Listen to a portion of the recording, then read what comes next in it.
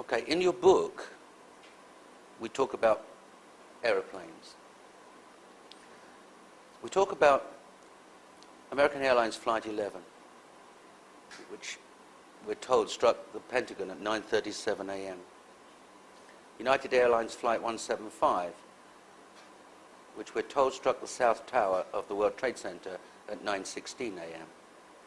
American Airlines Flight 77 supposedly struck the North Tower at 8:46 a.m.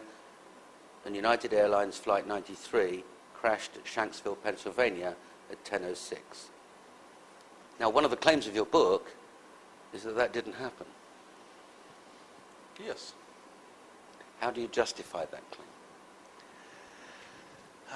Okay, you see, everybody who has a little experience in the military service or in explosive war or just in ordinary physics knows that the aluminium targets cannot penetrate steel, aluminium projectiles cannot penetrate steel targets. It's very obvious. Okay, but so how could it happen that subsonic aluminium plane could penetrate double-walled steel perimeters of the World Trade Center Twin Towers, which were as thick as the tank armor? Well, along with most of the rest of the world, on the morning of September the 11th, I saw what I thought was live coverage of a plane doing exactly that.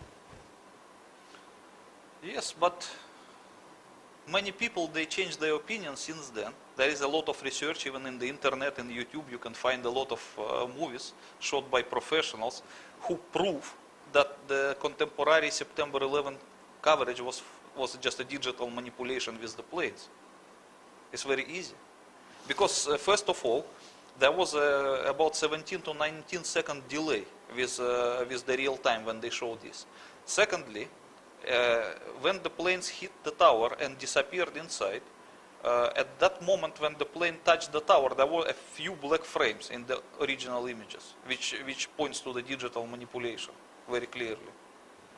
Yes, in fact, later in the day was only one film available of the first plane striking, and that was from a French camera crew. Yes. And later in the day, there are more versions of the second plane striking, and they are from various sources, but it turns out that those sources are not live, they've received them from someone else. Yes, For example, CNN says this is not live, yes, courtesy of someone else. Yes. And you're saying your case is that there was a change or a digital manipulation in the tape recording of that crash. Yes, I can even show it, some of the samples. Just this one is one of the examples, as you can see. Yes, quite clearly. There's a blank screen, isn't there? Yes. The first is different background. Here is brownish, here is bluish, here is white. And here you can see the approaching plane.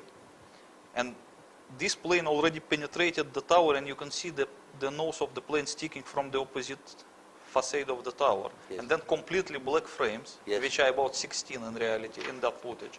And then only the orange fireballs of the Hollywood style begin to appear. So you're saying it's quite easy to digitally manipulate what all of us saw? Well, I'm not a cameraman and I'm not a film producer, but I think so. It's not so difficult. Well, let's stick with what you do know, the plane. The plane was traveling at 400-500 miles an hour. Would that make a difference as far as its penetration capability is concerned? No, it is very low speed in terms of penetrating capabilities, because everybody knows, I say not everybody, the people who has a little knowledge about the military know that in order to achieve penetrating capability, the armor-piercing artillery shell has to fly at least at the speeds of Mach 3 to Mach 4. And that will only enable it to achieve the ability to penetrate the tank's armor. And besides of all, the actual core of the artillery shell, it does not make from steel. It's made from either tungsten or depleted uranium. Because the material, it has to be a little bit harder than the actual tank's armor.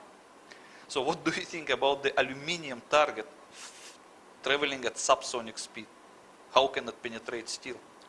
So are you saying that if a 757 or a 767 crashed into the World Trade Center at the 78th floor, in reality, it wouldn't penetrate inside, it would just fall down outside? It will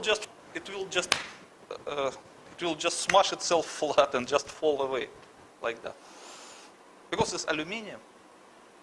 Well, And the thickness of the, I will probably show it to you.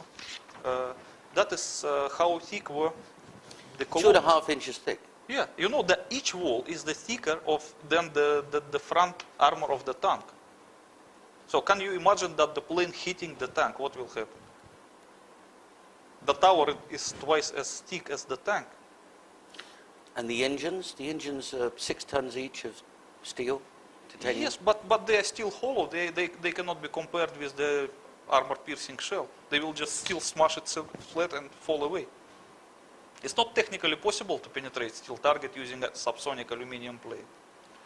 Okay, and this very telling film that we've seen of the plane penetrating the tower, going through the external wall, going through the central core, and the nose appearing on the other side, outside of the tower, apparently intact.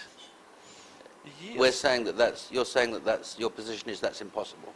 Yes, it is impossible. Firstly, because as you can see, the columns, they were positioned at the perimeter and at the middle. Yes. And in order to penetrate the two facades, you have to penetrate at least 4 rows of double-walled columns. It means 8 walls. Each of them as thick as the tank armor. Besides of all, as you can see from this drawing, the second plane is supposed to penetrate tower under some angle. Yes. Over the corner. Yes. Not from one facade through the other facade. It should not even touch the core of the tower. It should go through the corner. As you can see, the propagation of fireballs yes. is from the available movie. You can see also in this movie.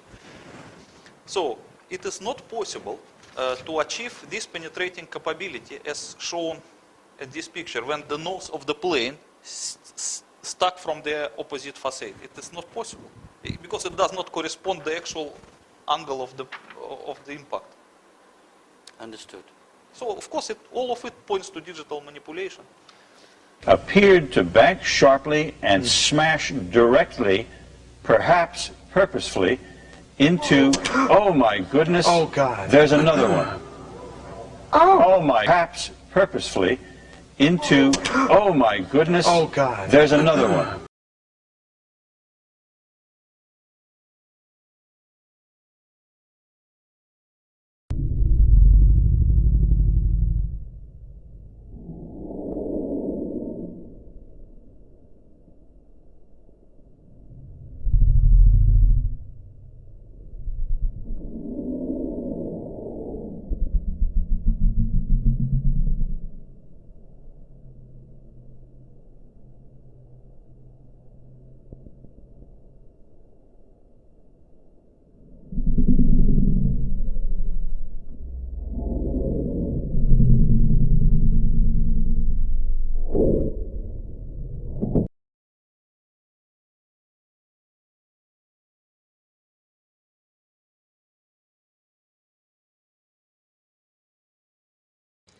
Don Daler, ABC's Don Daler, who is on the scene. Don, just give me some description again of what you can see now.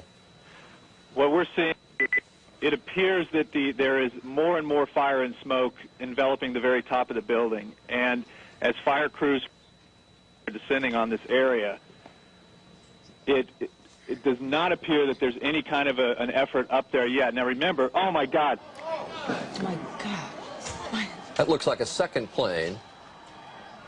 Terrible. I did not see a plane go in. That just exploded. I did not see a plane go in. That just exploded. I did not see a plane go in. That just exploded. I did not see a plane go in. That just exploded. We just saw another plane coming in from the side. You did. That was out of absolute. Yes, and that's the second explosion. You could see the plane come in just from the right-hand side of the screen.